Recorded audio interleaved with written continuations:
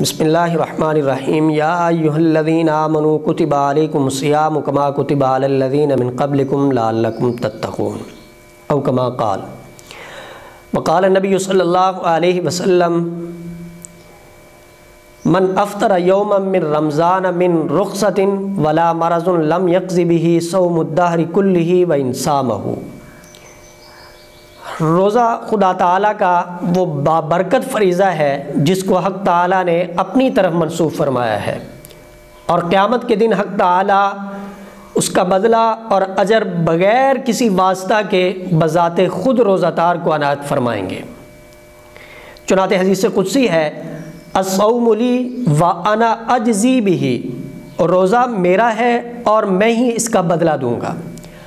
آپ نے ارشاد فرمایا جس شخص نے ایک دن کا روزہ رکھا اللہ کی رضامندی حاصل کرنے کے لیے، اللہ تعالیٰ اس کو دوزخ سے اس قدر دور رکھیں گے کہ جس قدر کوا اپنی ابتدا عمر میں بوڑھا ہو کر مرنے تک اڑان میں مسافت طے کرتا ہے۔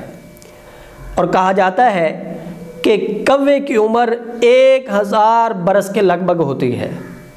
اس سے اندازہ لگایا جا سکتا ہے کہ کوا اپنی عمر میں کتنی مسافت طے کرتا ہے، اور جتنی مسافت کوا طے کرتا ہے اتنی مسافت ایک دن کے روزے رکھنے سے انسان جہنم سے دور ہوتا ہے۔ اور حضور علیہ السلام کا فرمان ہے کہ جو شخص اللہ پر ایمان رکھتے ہوئے رمضان کے روزے رکھے اور اس کے حکم کا امتثال کرے، اس کے گزشتہ سارے گناہ معاف کر دیے جائیں گے۔ اور آپ کا یہ بھی ارشاد ہے الصوم جنۃ، روزہ دار کے لیے روزہ ڈھال ہے، یعنی روزہ دار روزہ کی وجہ سے دنیا میں شیطان کے شر سے بچتا ہے اور اس کے حملوں کو روزہ روکتا ہے، اور آخرت میں دوزخ کی آگ سے محفوظ رہتا ہے۔ روزہ دار کی نیند عبادت ہے اور اس کے خاموش رہنے میں تسبیح ہے، یعنی سبحان اللہ کے برابر خاموش رہنے پہ بھی روزہ دار کو ثواب ملتا ہے، اور اس کے ہر عمل کا ثواب بڑھایا جاتا ہے، اور اس کی دعا قبول ہوتی ہے اور گناہ بخش دیے جاتے ہیں۔ روزہ سے انسان کی عقل کو نفس پر پورا تسلط و غلبہ حاصل ہوتا ہے۔ روزہ سے خشیت اور تقوی کی صفت انسان میں پیدا ہوتی ہے۔ روزہ رکھنے سے انسان کو اپنی عاجز و مسکنت اور خدا تعالیٰ کا جلال اور اس کی قدرت پر نظر پڑتی ہے۔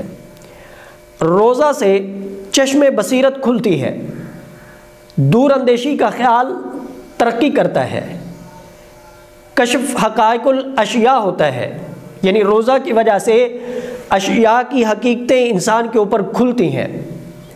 درندگی و بہیمیت سے روزہ کی وجہ سے دوری ہوتی ہے۔ اللہ تعالیٰ کی شکر گزاری کا موقع ملتا ہے روزہ کی وجہ سے۔